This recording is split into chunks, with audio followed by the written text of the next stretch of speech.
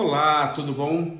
Eu sou Cássio Carvalho e hoje vamos dar continuidade à longa terceira vida de Joabe, ex-Joabe de Tiro, agora Joabe. Me apresentando, eu sou deficiente visual e tenho apenas 10% de visão. Ao longo da minha história, tive a superação como rotina em minha vida. O meu propósito aqui é compartilhar os aprendizados que eu tive na minha história para te ajudar a aplicar na sua própria superação pessoal. Mas vamos ao conteúdo de hoje. Vamos continuar com o livro O Diário da Construção do Templo, de Zé Rodrigues. Só que uma leitura não maçônica. Estamos vendo a terceira vida e percebemos que quanto mais Joabe aprende sobre si mesmo e expande sua consciência, ele avança um grau em sua evolução pessoal. Por quê?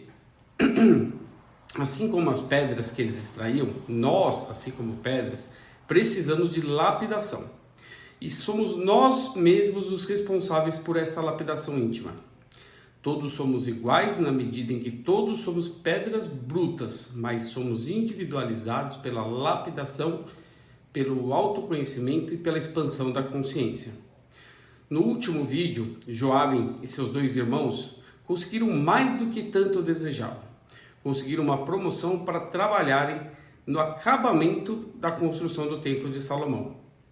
Se antes eles estavam restritos à parte estrutural, agora eles iriam trabalhar no acabamento, uma atividade reservada somente para os mais habilidosos.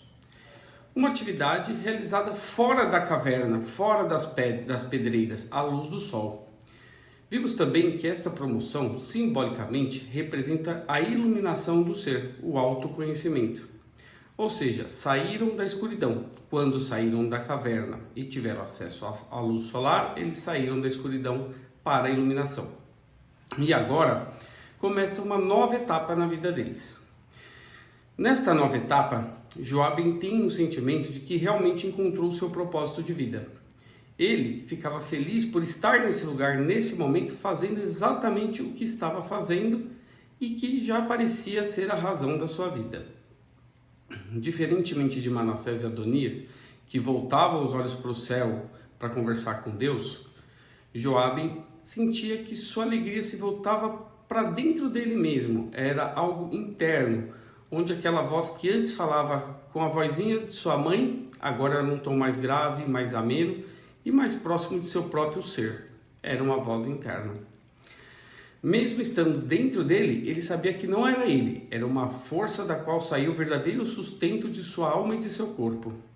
A esta pequena partícula de alguma coisa mais forte do que ele mesmo, que se ocultava sem rosto e sem nome, no fundo de seu ser, ele agradecia pelo bem de sua existência e pelas benesses que havia sido coberto. Se um dia ele viesse a ter o Deus, será que seria muito diferente dessa fonte de alegria que brotava dentro dele, vivificando o que até pouco tempo era um deserto estéril de sua alma e que agora voltavam a brotar, os princípios de uma vida plena? E agora vamos refletir. Essa força, na verdade, é o eu superior dele, é Deus dentro dele, certo? E por que só agora ele consegue identificar essa força e antes ele não conseguia identificar? Porque ele conseguiu uma expansão de consciência, atingiu certa iluminação e ergueu um templo, não o templo de Salomão, mas um templo dentro dele. Ele mesmo se tornou um templo para Deus, que agora mora dentro dele, assim como mora dentro de cada um de nós. Então, se você quer falar com Deus, ao invés de olhar para o céu, olhe para dentro de você mesmo. Mas vamos continuar. Em Jerusalém havia uma turba de pessoas desorganizadas que parecia aumentar a cada dia, pois a cada dia chegavam mais e mais seres humanos de todos os lugares do mundo. Mas eles, que tinham ofício definido, ocupação constante, já quase não notavam essas pessoas. Porque se torna natural do homem perder os laços naturais que o ligam a outros seres humanos com o decorrer dos dias de sua vida. Entretanto, os elos que os uniam aos seus irmãos se fortaleciam dia a dia, porque era fácil reconhecer que entre eles havia uma identidade. É uma questão de frequência, Entre os outros, esses laços iam se esgarçando até desaparecer completamente e começavam a considerar a todos como gente muito diferente deles. Mas afinal, Joabe não aprendeu que todos somos iguais? Esse não foi um dos grandes aprendizados da vida dele, da expansão de consciência dele? Sim, somos iguais na medida que todos somos pedra, mas somos individualizados pela lapidação, pelo conhecimento, pela iluminação, pela expansão da consciência. Embora sejamos iguais, na medida em que nos individualizamos, vamos nos conectando com pessoas que estão na mesma frequência e desconectando daquelas outras pessoas que estão em uma frequência diferente ou até mesmo inferior. Isso não é um sentimento de superioridade, isso é polimento e iluminação. Esses assuntos eram inclusive comum entre Adonias e Joabe, que tinham grande prazer em raciocinar de forma livre e criativa, polindo seus cérebros um do outro nessas conversas que aconteciam pela manhã, quando iam sair para o trabalho, e à noite depois do jantar do quarto lá da taverna onde eles moravam. Manassés, que antes participava com eles de todos esses momentos, começou a participar apenas pela manhã, pois à noite preferia a companhia de outros irmãos frequentadores da taverna de Naphtali, com os quais passava a maior parte das horas noturnas em conversas exageradas e escandalosas regadas a muito vinho. Mas são insondáveis o caminho do Criador, e não está em nenhum de nós, suas criaturas, questionar razão nem objetivo, porque talvez só depois que os séculos aplanarem o universo com seu girar constante, nós vamos poder perceber algum motivo de tudo que nos acontece. No reino de Salomão, havia um tribunal que julgava o conflito entre as pessoas do seu reino, e era conduzido pessoalmente por Salomão.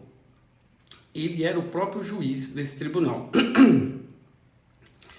Certa vez, uma disputa em especial,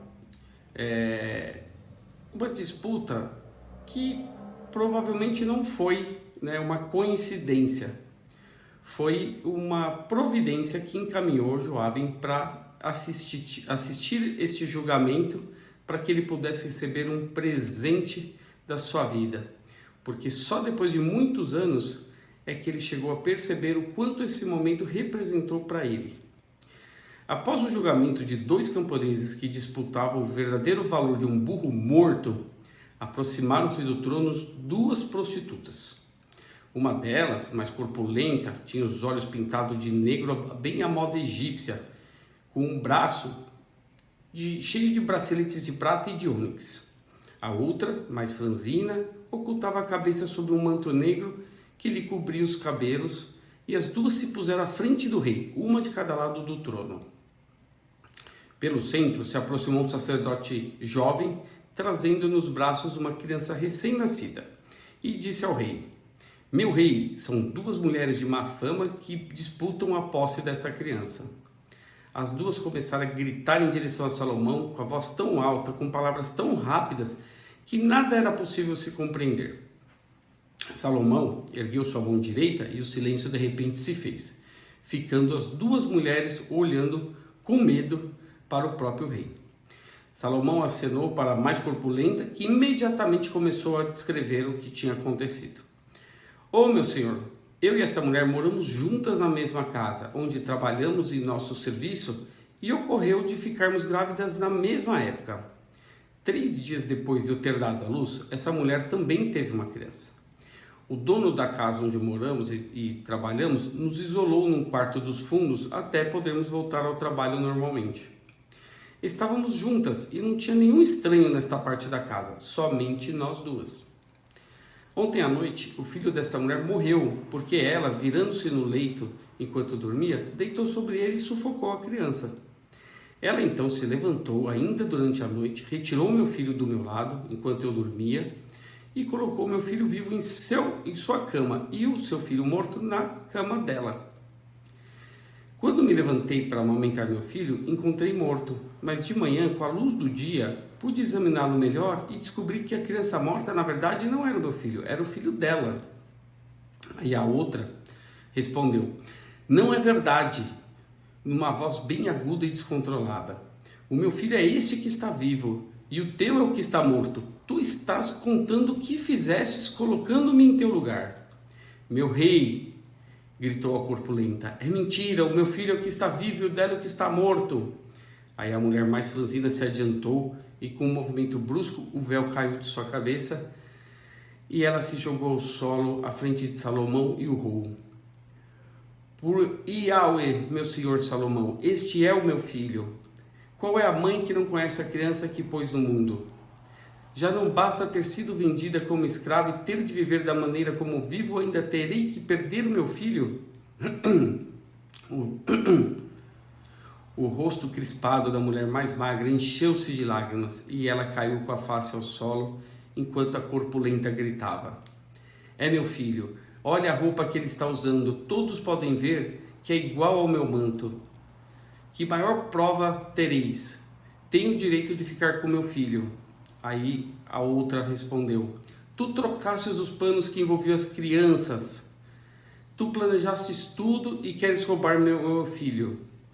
E a discussão estava a ponto de transformar o salão do tribunal em uma sala de taverna, onde o vinho e os maus hábitos sempre citam o que de pior existe nas pessoas, levando a uma exacerbação das emoções mais baixas.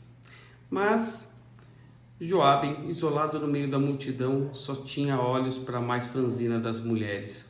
Uma criança ainda, como as suas irmãs eram ainda quando seu tio vendeu para bordéis espalhados para o mundo. Seus olhos nublados pelas lágrimas só conseguiam olhar para ela com uma ternura infinita, enxergando uma beleza oculta e uma juventude cansada. Os cabelos precocemente grisalhos da pequena prostituta magra davam um ar de mais tristeza ainda a ela, enquanto seus braços franzinos se erguiam para os céus pedindo justiça. Salomão estava silencioso e quieto, com o rosto franzido, com o queixo apoiado no punho da mão direita. Os gritos das mulheres e da audiência se elevavam cada vez mais, chegando às saias até do insuportável. E aí, nesse momento, o rei, vendo esgotada sua paciência, ergueu-se do trono e deu um grito. Trazei-me a minha espada. Um silêncio de morte cobriu a sala, enquanto Salomão se erguia de seu trono e descia os 3 degraus com decisão, aproximando-se da criança que ainda dormia no colo do levita. Pegou-o com brutalidade que até fez a criança acordar e começar a chorar. O rei então encarou as 2 mulheres com olhos ensandecidos pela raiva e, levantando a criança por uma das pernas, levantou sua espada de ferro brilhante gritando: se não podeis decidir quem é a verdadeira mãe, vou cortar essa criança no meio e vou dar metade para cada uma. Um grito de horror escapou de todas as bocas no salão, e Salomão encarou a criança que se debatia e chorava, prestes a sofrer a sua decisão sangrenta.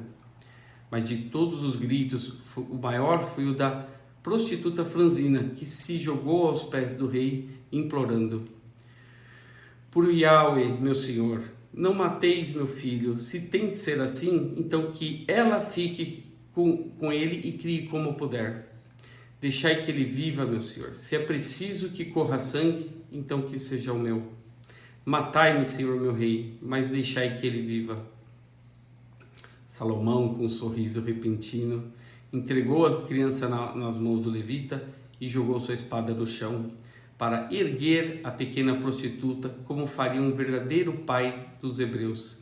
E falou: esta é a verdadeira mãe, só a verdadeira mãe é capaz de abrir mão de seu filho para livrar-lhe da morte. Pode dar a criança a ela. Houve uma pequena pausa e de repente toda a audiência compreendeu o raciocínio de Salomão, a manobra teatral que ele usou para desvendar o caso e a sabedoria proverbial que o tornou o rei, e começaram a aplaudir e saudar o rei. A turba gritava ensandecida em volta da jovem com um filho nos braços, e ela apertava a criança contra si, tentando proteger de tantos que dela se aproximavam. Uma grande roda de pessoas circulava em volta dela, que ficava cada vez com mais medo. Até que então, Joabe, não resistindo mais a seu pedido mudo de ajuda, deu um salto para a frente e, repetindo o gesto de Salomão, passou o braço pelos ombros e, gentil mas firmemente, foi se dirigindo para a porta de saída, enquanto atrás os gritos de magnífico ainda ecoavam naquele salão de madeira. Foi guiando a mulher tribunal afora, sentindo o calor de seu corpo por sob a roupa enquanto seu coração batia doidamente em seu peito e em sua garganta. Ela olhava com os olhos de um verde muito claro, e o ar de amedrontamento foi lentamente se transformando em tranquilidade à medida que se afastavam do tribunal. Joabe perguntou onde ela morava, e ela disse que já não morava em lugar nenhum, porque a outra mulher era protegida do taverneiro do bordel onde elas trabalhavam e já tinha expulsado ela da taverna antes de irem para o tribunal do rei. Joabe achou melhor levar ela para o lugar onde ele morava com seus amigos, que era a taverna de Naftuli. Quando estavam quase chegando, perguntou o nome, e ela disse Tirza, o mesmo nome da mãe de Joabe. Por mais coerentes que sejamos, por mais que estudemos as relações e os giros das estrelas na grande abóbada do céu, nunca nos é possível explicar como duas pessoas que nunca se viram, ao se encontrarem pela primeira vez, descobrem sua identidade e se ajustam tão perfeitamente como as pedras lavradas nas paredes do templo. Foi assim com Joabe e com Tirza. E daí em diante foi como se já tivessem uma vida inteira em comum, pois os hábitos e os pensamentos se ajustavam e se complementavam com a tranquilidade das coisas que são naturalmente afinadas. Marcados para estarem juntos, só tiveram de aguardar por alguns anos que a grande roda da fortuna os colocasse frente a frente, porque mesmo sem saber, estavam reservados um para o outro. E tem gente que ainda acredita no acaso. As mulheres que ele tinha conhecido sempre tinham sido submissas e obedientes, seres amorfos, sem vontade própria e sempre disponíveis para os seus desejos mais absurdos.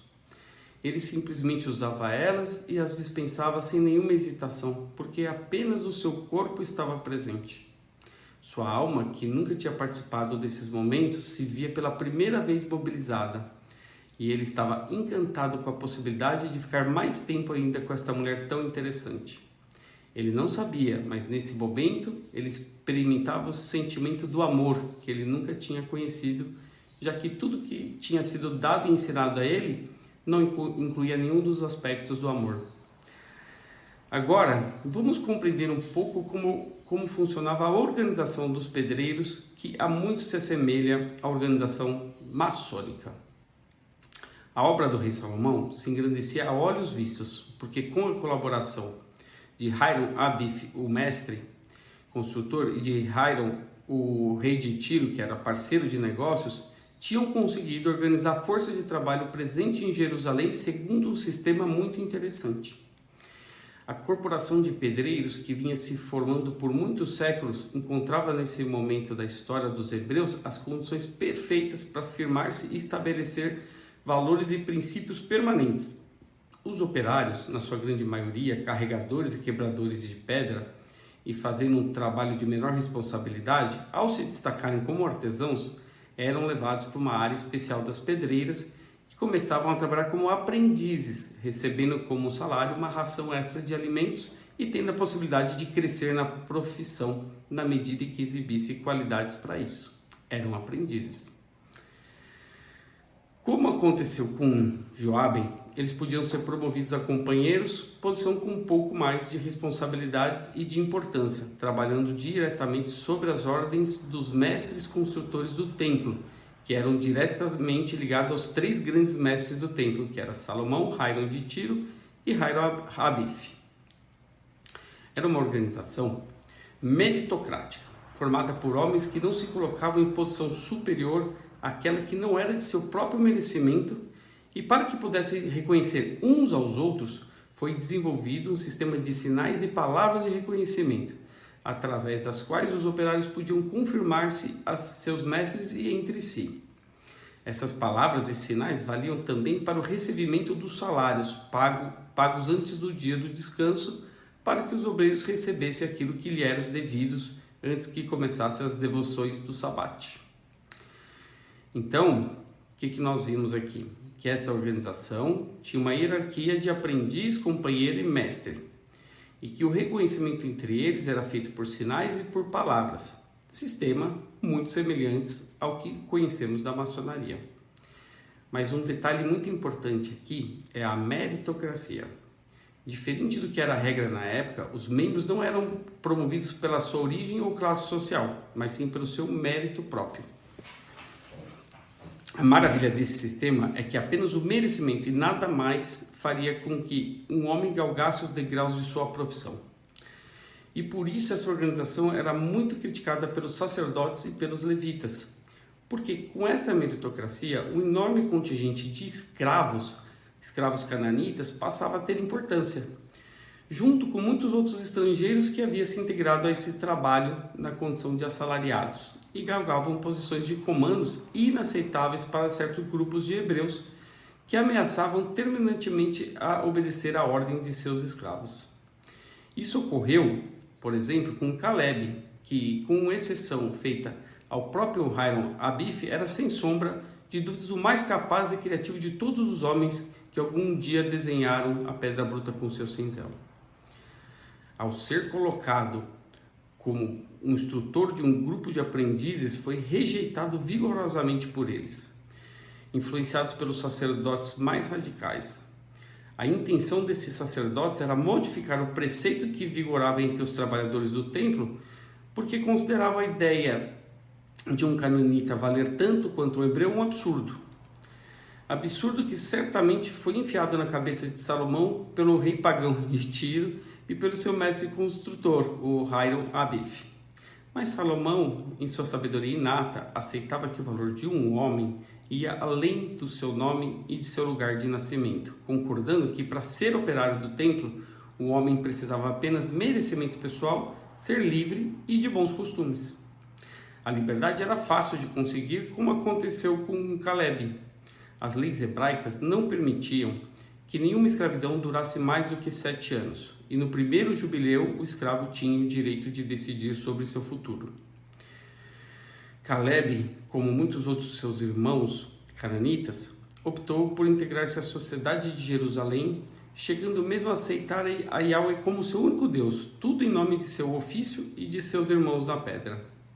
Os bons costumes já eram uma outra questão, mas na maioria das vezes a convivência entre irmãos de comportamento irrepreensível era o bastante para colocar um debochado no caminho certo. Essa profissão vinha se organizando desde muitos tempos, com sinais de reconhecimento que podiam ser usados em qualquer lugar do mundo, com os milhares de outros irmãos pedreiros que existiam e exerciam seu mister sobre a face da terra. Como seu pai antes já tinha feito, Hiram Abif era um desses irmãos que já tinha percorrido o mundo e erguido edifícios, exercendo a sua arte onde quer que fosse necessário, colhendo nessas experiências o cabedal de conhecimentos que passava para os seus irmãos, os quais, por sua vez, os repassariam para outros, criando uma corrente sem fim de saber e de conhecimento em relação a esta organização dos pedreiros. Mas havia mais, porque não era apenas o espírito de corpo que unia os pedreiros e nem mesmo a possibilidade de aprender e aplicar segredos que há muito poucos conheciam.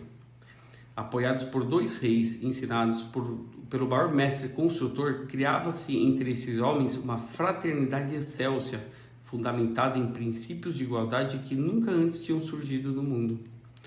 Diferente de Salomão, os poderosos da época encaravam seus súditos como matéria informe, da qual poderiam dispor a seu bel prazer.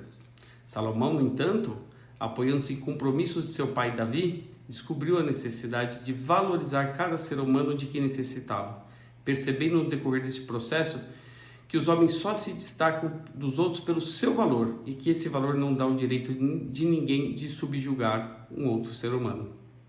No caso de Salomão, essa descoberta nasceu da necessidade que tinha de homens especializados no determinado tipo de ofício, orgulhosos de sua capacidade e dispostos a exigir um outro tipo de tratamento, por parte do próprio poder que deles necessitavam, não restando ao rei qualquer outra alternativa senão reconhecer determinados preceitos que guiavam esses homens. Esta seria sempre a vida dos pedreiros, caminhar pelo mundo, erguendo templos e palácios, enquanto se aprimoravam como obreiros e como homens. No caminho de volta para casa, depois de mais um dia de trabalho, os 3 amigos irmãos foram abordados por um companheiro moabita, que se dirigiu diretamente a Manassés com grande familiaridade. Companheiro, tua frase nas mesas de pagamento foi da mais absoluta verdade. Pensas que está sozinho? Pois não está. Como você, há muitos outros que pretendem exigir o reconhecimento de nosso verdadeiro valor. Nos reuniremos hoje para discutir o assunto.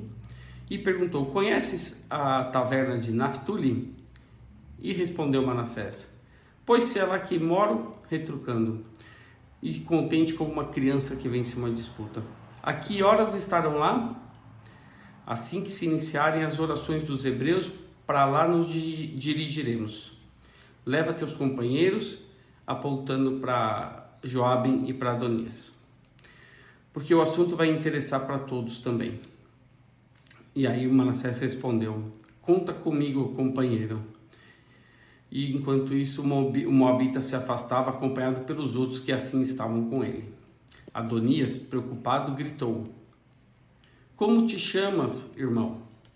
E o Moabita, sem nem mesmo se virar para trás, respondeu: me chamo Abirama. E sumiu atrás de um beco. Nem Adonias, nem Joabe gostaram deste ar tão seguro e com a aparência de ser depositário de uma verdade que ninguém mais conhecia. Manassés, sempre crédulo e disposto a todas as novidades, estava animadíssimo com a perspectiva da reunião, disposto inclusive a abandonar suas orações para isso. Adonias ficou de vigiá-lo, para que nada fizesse de tolo, e se despediram. Abirama reuniu em torno de si cerca de 10 ou 12 homens que, por os mais diversos motivos, além dessa questão dos salários baixos, estavam insatisfeitos com a posição na hierarquia da construção. Existia de tudo um pouco nesse grupo. Existiam cananitas que pretendiam ascender com rapidez, hebreus que não conseguiam aceitar sob o comando de ninguém a não ser o sumo sacerdote, operários que só desejavam ganhar mais, em suma, a escória do ofício. Disse Adonias: Abirama me parece muito esperto, porque consegue manobrar todas essas insatisfações e transformar em ódio contra Hiram Abif. E questionou Joabe: o que Abirama pode ter contra Hiram Abif? E aí respondeu Adonias: ele pretendia ser mestre de obras como Joel e Neemias, mas foi rejeitado por não dominar nem a arte da pedra e nem a do comando suave. Abirama é uma personalidade explosiva que pretende conseguir resultados com a força bruta e por isso está sendo mantido como companheiro, não foi promovido. Só que agora, dissimulado e manipulador, está se insinuando entre os insatisfeitos e se colocando como uma alternativa melhor de comando. E aí perguntou Joabe: pretendendo destituir Hiram Abif? E Adonias respondeu: ele não diz abertamente, mas eu sinto que é isso que ele almeja, e não medirá esforços para conseguir seu objetivo. Abirama é o tipo de homem que só sabe construir alguma coisa sob as ruínas do que existia antes. Essa noite teremos outra reunião e eu acho que você também deveria comparecer.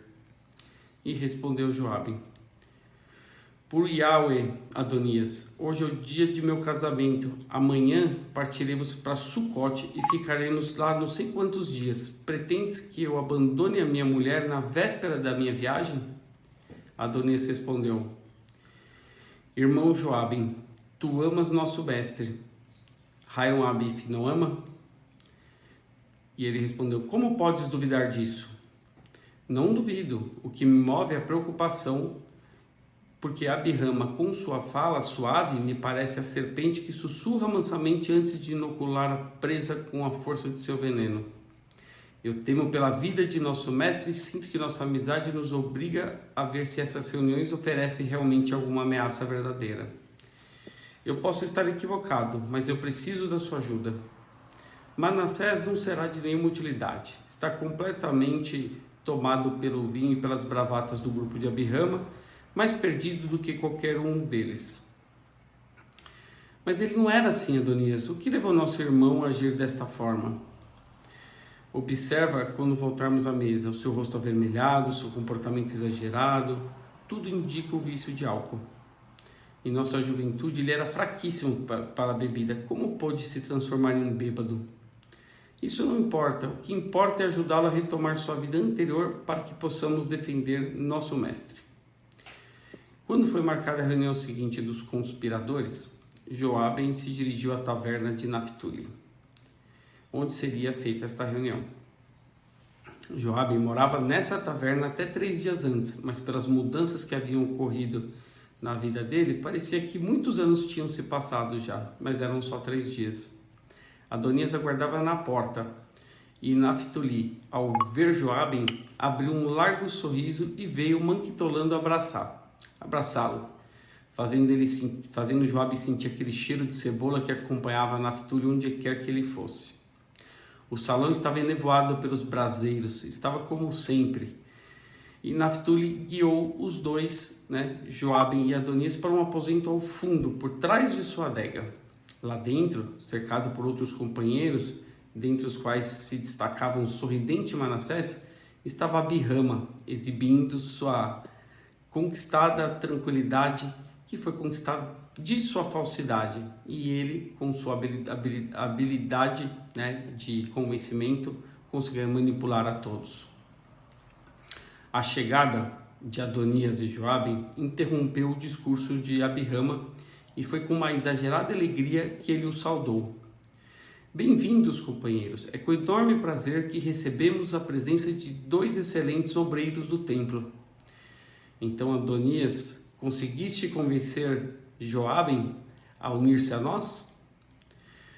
E Joabe ia retrucar, mas um discreto aperto dado por Adonias fez com que ele se calasse.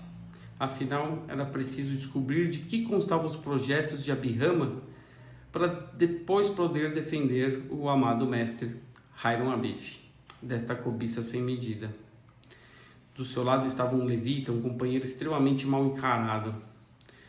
Ele se chamava Xerez e bebia as palavras de Abirama com o mesmo sofrimento com que Manassés bebia o áspero vinho que estava em sua frente. Os outros, que em sua maioria que também bebiam exageradamente, faziam parte dessa massa sem rosto definido que sempre segue a voz descontrolada daqueles que cobiçam o poder e obedecem às suas ordens com a mesma facilidade que respiram. Abirama então continuou: companheiros, da maneira como as coisas vão, nosso rei Salomão vai acabar por perder completamente o controle sobre a grande obra que estamos erguendo.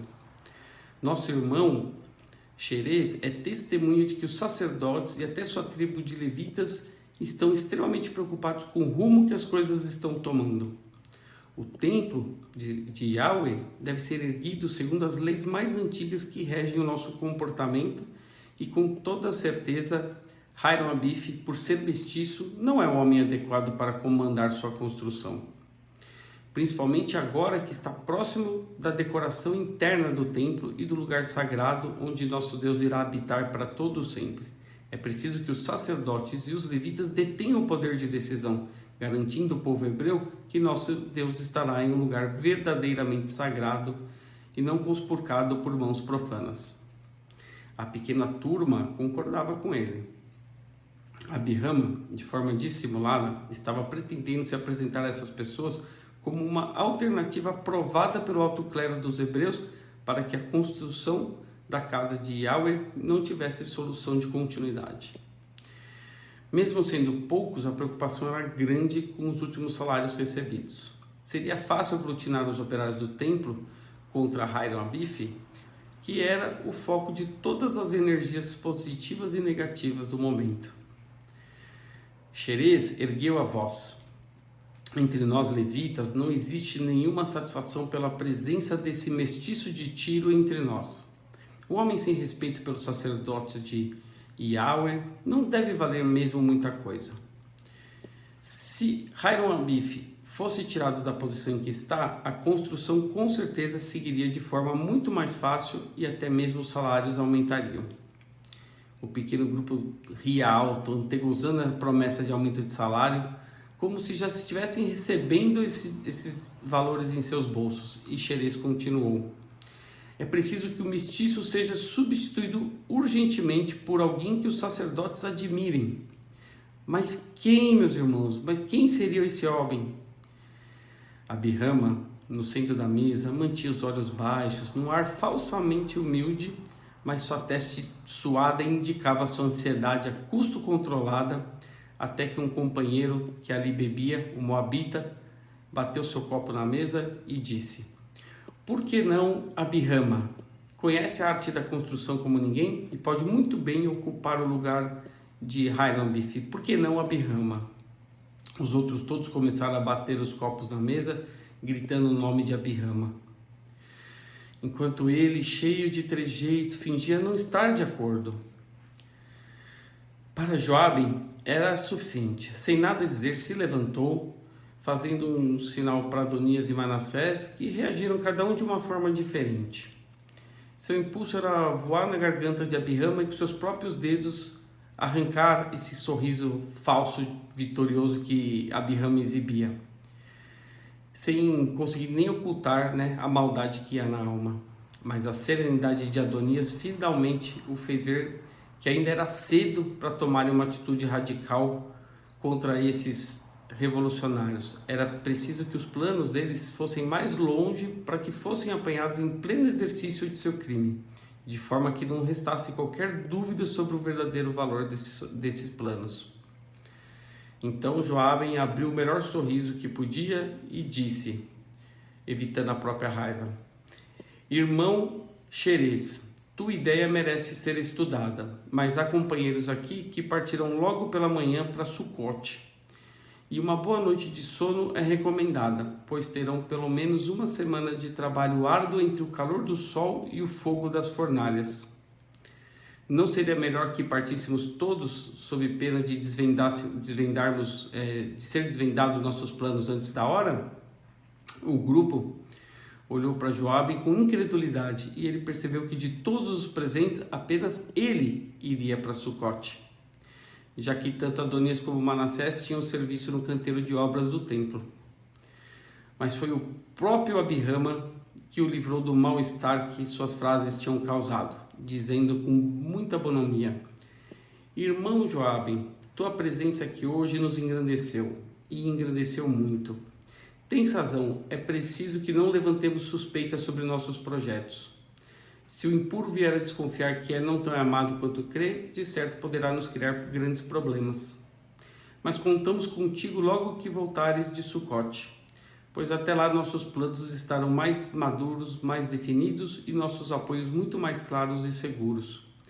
Boa viagem e bom serviço, meu irmão." Joabe se viu no meio de um grupo a quem não respeitava, sendo por eles saudado como se um deles fosse. Manassés era dos mais afetivos e no meio das despedidas Adonias sussurrou em seu ouvido: "Vai para tua casa e espera que ainda hoje te visitarei para falarmos." E Joabe se foi. Sua casa, com a porta fechada, exibia sobre a janela uma lamparina, como indicando que o refúgio sagrado ali o aguardava.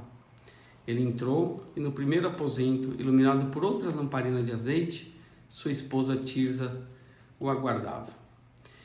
Em um canto, dentro da cesta de vine, o seu filho Joabe ressonava. Ele se sentou no chão, aos pés de Tirza, cansado como se tivesse lutado contra o próprio Yahweh, e colocou o seu rosto em seus joelhos. Ela o acariciou e disse: "Obrigado, meu marido, obrigada por tudo." Ele não se sentia à vontade para receber agradecimentos de ninguém, principalmente dessa mulher que o renovara como ser humano e que tinha feito ele passar pelas mais intensas emoções positivas de sua vida. Ainda assim, uma ponta de amargor restava em Joabe. Cada vez que ele olhava para sua esposa, ele ainda sentia uma ponta de amargor. Ela tinha dado tudo o que possuía, tinha se entregado a ele por inteiro, e ele, acostumado a uma vida de mentiras, ocultava dela a mais triste das verdades, e sabia que ele não era com quem ela tinha se casado.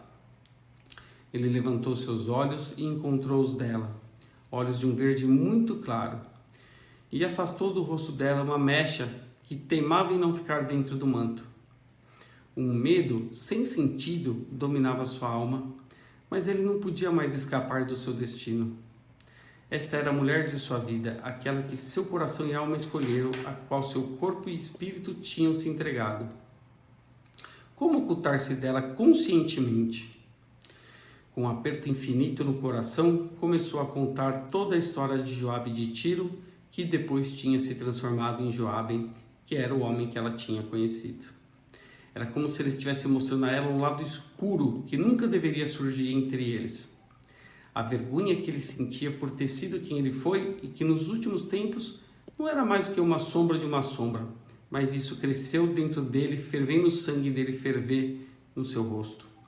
Mesmo assim, ele nada guardou, sendo até mais violento e detalhista do que quando contou a Adonias a mesma história, porque teve de dizer que nos momentos que foi torpe e cruel, teve grande prazer em ser.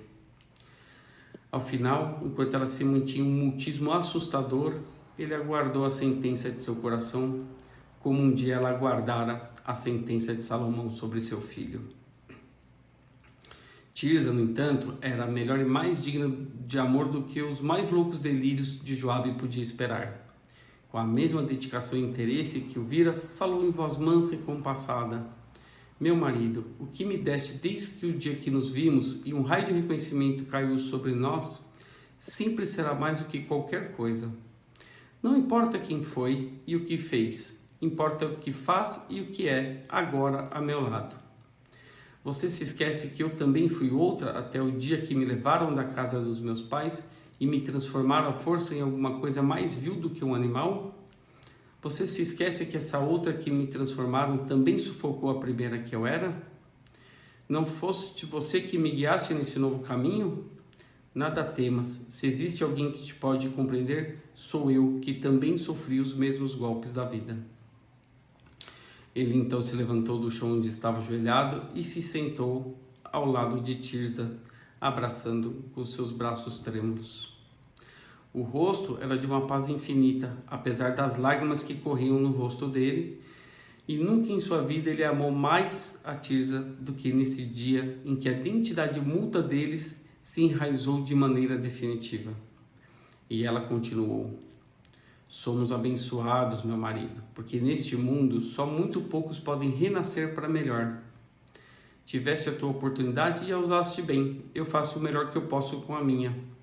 Por isso eu te digo, o que tens me dado não há o que apague, principalmente agora que deste o teu bem mais precioso, o seu nome verdadeiro, a esta criança que nem sabes de onde vem, ao invés de guardares para o filho de sua carne e sangue que um dia teremos. Eu te amo, meu marido. Uau, hein? Que forte, hein? Forte demais. Mas mais forte que tudo isso é sempre a verdade, né? Só que nem sempre é fácil descobrirmos a verdade sobre nós mesmos. Mas só a verdade é que traz a cura. E eu te faço nesse momento um convite para te auxiliar na busca pela sua própria verdade. Eu desenvolvi um desafio de 21 dias de superação através da oração. Eu combinei a oração com técnicas de auto-hipnose para tratamento de 21 áreas da sua vida durante 21 dias. Confere o link na descrição desse vídeo e eu te encontro em breve. Um grande abraço e até lá!